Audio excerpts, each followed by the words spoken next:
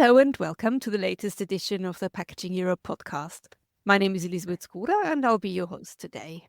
So the industry association Pro Carton commissioned a survey with over 5,000 consumers across Germany, France, Italy, Spain and the UK that explores consumer attitudes towards sustainability, packaging preferences and also the role of businesses in addressing environmental challenges. And this is already the fifth in a series of surveys that was taken over the years. And this year's survey found that the cost of living is now the top factor influencing consumer behavior, followed very closely by climate change. And today I'm very pleased to welcome Winfried Mühling, who is Pro Carton's Marketing and Communication Director, to take a closer look at the 2025 consumer study with me. And we'll explore how consumer attitudes have changed over the years, and we'll also look at what the messages are for the packaging industry and how consumer preferences have changed over the years. So, welcome, Winfried. Thank you very much for being on the podcast with me today. Yeah, very much welcome also for Mike. Thank you very much for having me here. Yes, you're very welcome. Obviously the 2025 Pro Carton Consumer Survey is already the fifth in a series. And I wanted to start by asking you what motivated Pro Carton to initiate these surveys. I think it's important to understand consumer sentiments. Finally, the consumer sits in the driver's seat. It's important to understand how he feels, how he's thinking. And it's also important for us as a European organization to look into regional differences. For example, we saw in the survey, and we will discuss it later on, the difference in the southern part of Europe compared to the northern part of Europe. It also helps to get a top-line European view and gives us direction for our communication. We are the communication and marketing arm of the carton board industry. So for us, it's important what is appealing also for consumers, what is keeping them busy at night. And that is what we also want to understand. And that is why we are doing these surveys, and we are doing it continuously, because by doing it continuously, year after year, that is, after, let's say, 3 or 4 years, we can also start to discuss trends. And that is, I think, also very important. And we can see certain trends evolving while we are doing the surveys. Yes, I'd imagine that gives you really interesting insights. And I'm looking forward to delving into these a bit later in the podcast. First of all, I wanted to check, how did you avoid the pitfalls of material bias? How do you ensure objectivity and impartiality of the surveys, methodologies and findings?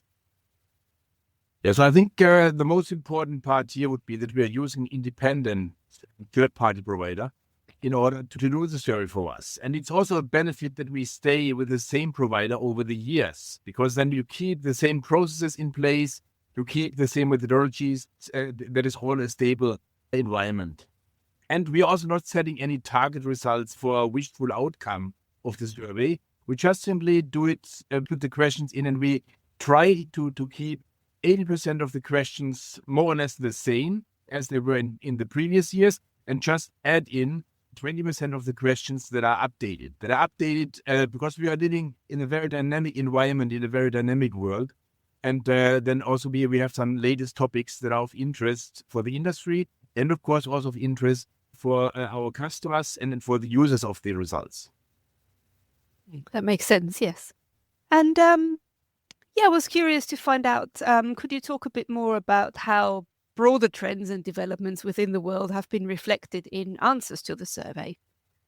It's first important to understand what keeps consumers up at night, what keeps them busy, and that is why we have these top-of-mind questions in the beginning of the survey, where we also look into other things than the packaging. That's also very important that we get a hang on these things. Then it's also important to understand what is important for our industry in terms of relevance. Topics like sustainability, recycling, packaging in general, without discussing specific packaging materials. And I think that is where we find that, for example, recycling, it is still very high on top of mind.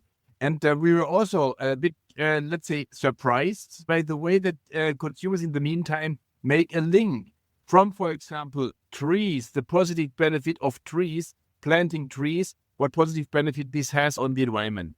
It is also a very important point in the whole thing. And the longer we do these surveys, the better and the more reliable the recycling.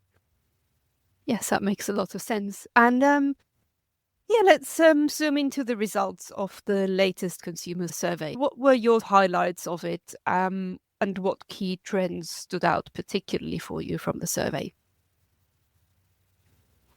I think we are living in very turbulent times. I think we have not experienced this anywhere before, at least I have not. If I reflect the last 5 years, we experienced anything from negative interest rates to double-digit inflation rate in most European countries.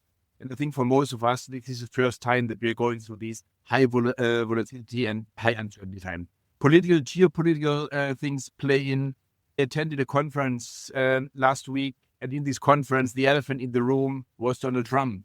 Even if it was a conference focusing on the European fire-based industry, he was visible. He was in the room anytime. And there is, I think, very turbulent times that we have a war in the center of Europe where we have daily casualties and daily suffering. All these things are new for consumers. And of course, this impacts consumers.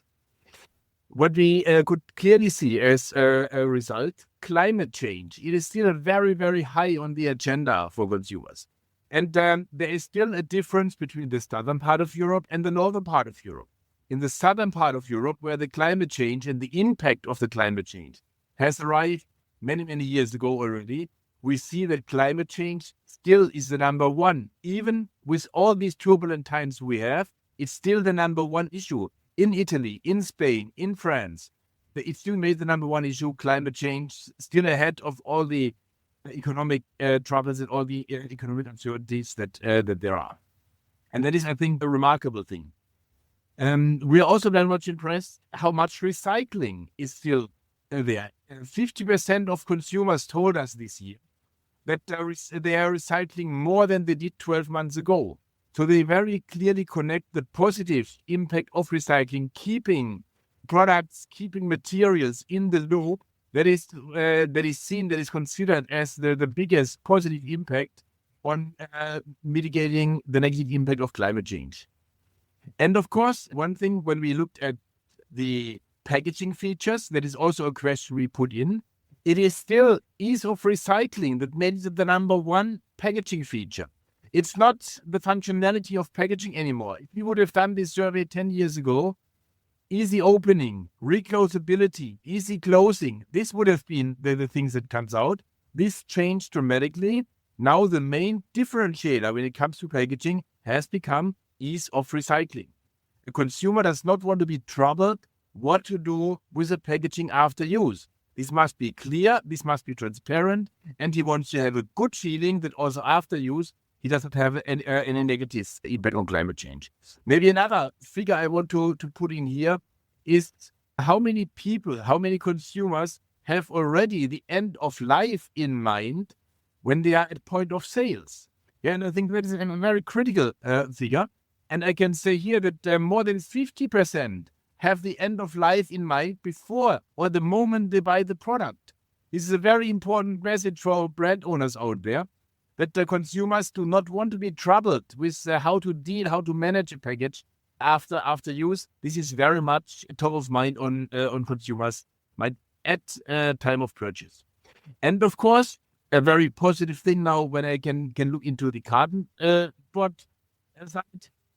For the last 3 years, we put in the question of the trust level. How much do you trust that the package will be collected and will be recycled? And the importance that we are really asking for recycled. And here we can see now, last year it was the first time that we had corrugated carton board going ahead of glass. Glass has always been the number one position out there. This year we saw that corrugated is still the number one, now followed by paper and cardboard packages, and then closely behind glass. Meaning that we in the meantime have reached a trust level on consumer side that exceeds the one of glass. And glass has always been the benchmark for our industry because we all grew up in a way that we collect our glass bottles, put them in the container, and then we know that it will come back as a new glass bottle on the shelves. Same, may I say, even a little bit more trust is now on the collection and recycling system in carton board. And that is also one of the main outcomes that we see confirmed this year when we look at last year's survey, when we had these questions in. Yeah, that seems to paint a picture of quite a knowledgeable and educated consumer in general, and sort of quite engaged with packaging, which is good. Have you noticed what have been some of the notable differences and shifts in consumer attitudes and packaging preferences that were revealed by the survey in comparison to the previous years? Yeah, Elisabeth, let me just catch up one of the points you just had in your last comment. That is, how much do consumers know about recycling? That is also a question that we're putting, yeah? And it is also here remarkable that last year we had 82% of consumers who would tell us we are confident, or we are very confident that we know which packaging material can be recycled, which can be not. This 82% is, again, a very high figure, but I can tell you it was confirmed this year. This year we had even a slightly higher 84% telling us that we are sure that we know what to recycle, what not to recycle, which means that we are dealing, as you say, with a very well-informed consumer base out there. Consumers are very much interested in what happens with packaging during use and, of course, at end of life after use. One of the main things that we saw is an element of price sensitivity. Price sensitivity definitely increased likely with the impact of inflation. So we still have 81% of consumers who tell us we want to buy sustainable products, we want to buy products packed in sustainable packaging. 81% still a very, very high there. But we have 64% of consumers who tell us that we will continue to buy sustainable products if those are at the same price level as the regular products, which means that more and more these sustainable products and sustainable packaging has become the new normal. It has become the new normal and is no longer seen as a kind of a premium product that the consumers are buying out there. That is, I think, a very important finding. Price sensitivity definitely increased. Then sustainable packaging has become the major differentiator for brand owners. It has become, I mentioned before, that it is ease of recycling. It is the biggest single packaging feature that consumers are looking for. Ease of recycling, and that is the main differentiator. If you offer today a package that is recyclable, easy to recycle, meaning, and that is where we have the benefit, whatever has a paper impact, whatever has the haptic of a paper, that is simply preferred by consumers.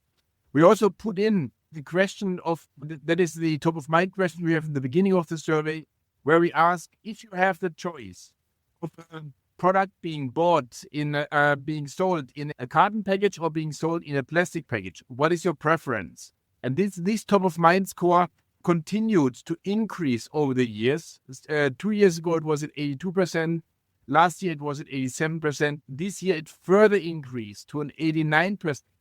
And this, of course, shows us that there is a very strong preference for fiber-based packaging, and that is what is driving consumers. And then let's keep also in mind, will consumers also walk the talk if they are disappointed by a package? And here we have a very clear message also.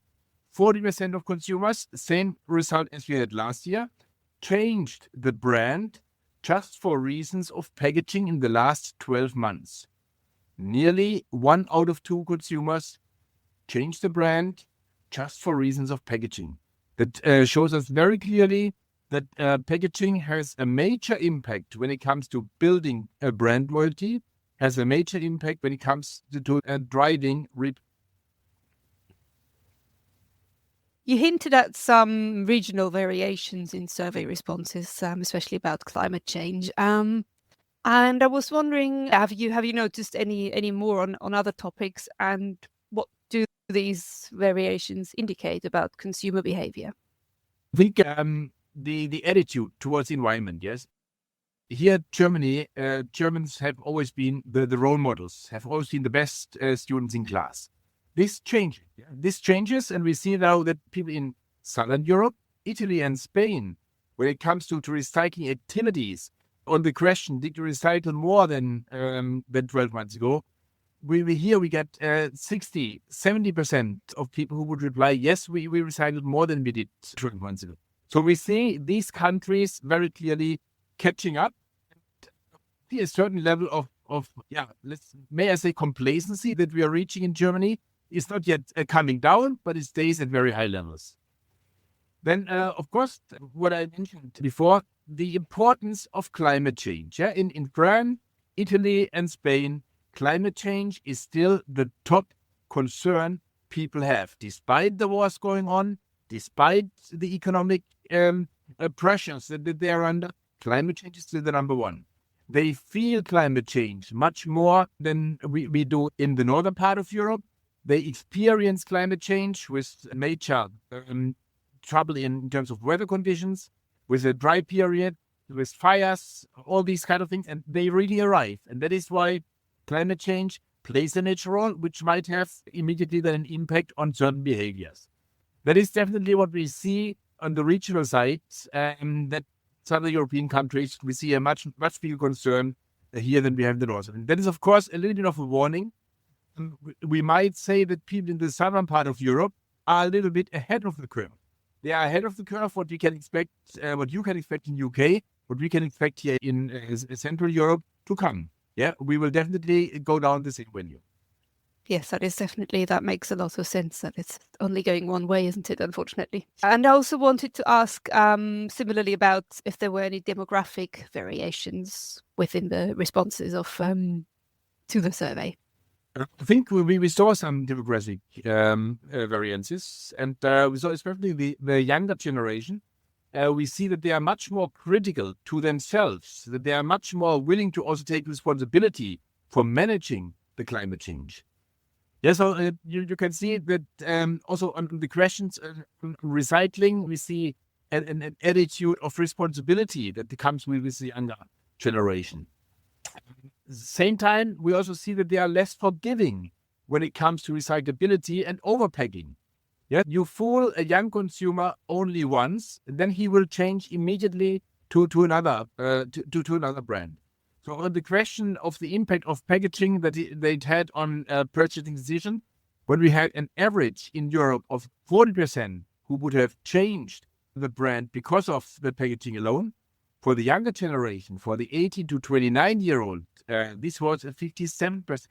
So significantly higher percentage of younger people will move brands if they are not happy, if they are not satisfied with the packaging that they find on the shelves.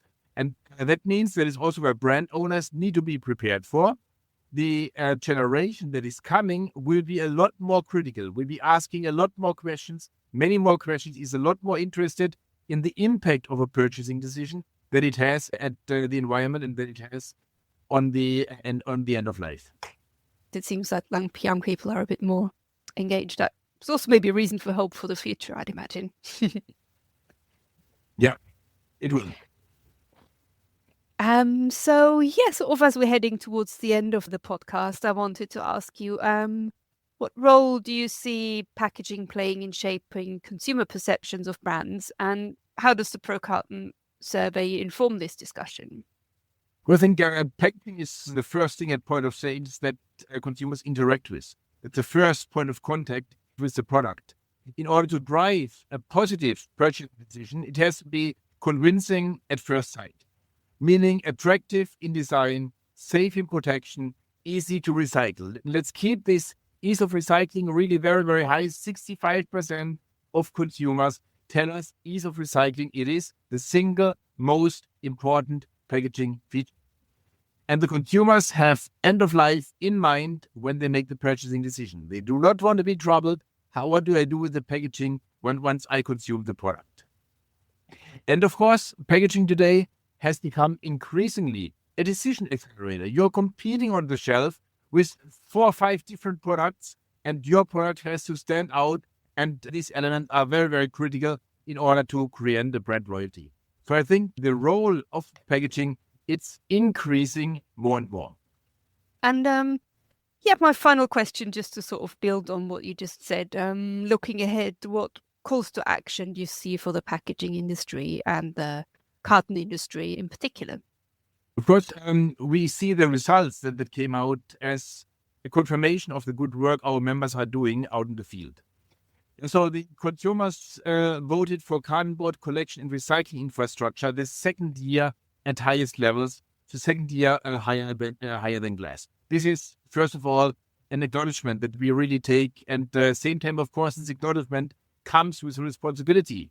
It creates an obligation for our industry to keep moving and to further raising the bar. With 83%, we have already today one of the highest recycling rates amongst other packaging substrates. But we have to focus to further increase the rate here. We have to focus that we do things right, that we manage the infrastructure in a way that we can further increase. We have the target out there of 90% by 2030, a very ambitious target. But this target, that is how we were using it as the guiding pole out there in order for us to do the right things. Then, of course, when it comes to the production sites, we have also here to see that CO2 emissions will continuously be reduced. We are doing every 3 years, we are doing our surveys where we are looking at the CO2 impact our industry has on the environment. And we will do another survey this year. The results should come out by end of the year. Here we basically include as many as 70 reporting sites who report to us their CO2 emissions in a very detailed level. And then we make an accumulated view to see what's the impact of the entire industry. And that is, of course, where we are in demand. We are in charge, whatever we can impact, whatever we can influence to reduce the CO2 impact. Our last survey showed 24% reduction we had from the years 2018 to 2021. We will get the results by mid-end of October, where we can see what happened now from 2022 to 2024. And that is, of course, for us, meaning looking at renewable energies. We are an energy-intensive industry, and not only the high costs, but also the impact that we have on the environment drive us to look where can we save, where can we further increase the share of renewable energy. The share of renewable energy today, we have about 62%. I would not be surprised, and that is where our industry is working to further increase this level. If we have a new site starting production, there are still a few new builds starting. Here we have already more than 90%, even 100% of share of renewable energy. This is the way to go. Then, of course, also the crisis we had during pandemic forced us to look into waste levels, yeah, and the learnings we had from there, of course, have a positive impact now ongoing. We reduce waste levels in the entire production chain, whether it would be on the mill side or whether it would be on the consumer side. This, of course, also helps to reduce the CO2 impact. So for us, that is a very clear obligation that we also have now to consumers to continue, not to stand still, be happy with the results we achieved, but continue to drive, continue to lead from the front. To lead from the front, yeah, that's a great note to end this podcast on. So all that leaves me to say is thank you very much, Winfried, for joining me today and for discussing the insights from the survey. It's been a really insightful conversation. Looking forward to more surveys to come in the future as well, of course. Of course you will. Thank you for the opportunity, and thanks for having me. It was really fun to talk. Thanks. Thanks very much. And of course, like I always say to listeners, make sure you subscribe to our podcast on your favorite podcast listening platform so you don't miss out on any of the latest episodes. Thanks very much. Goodbye.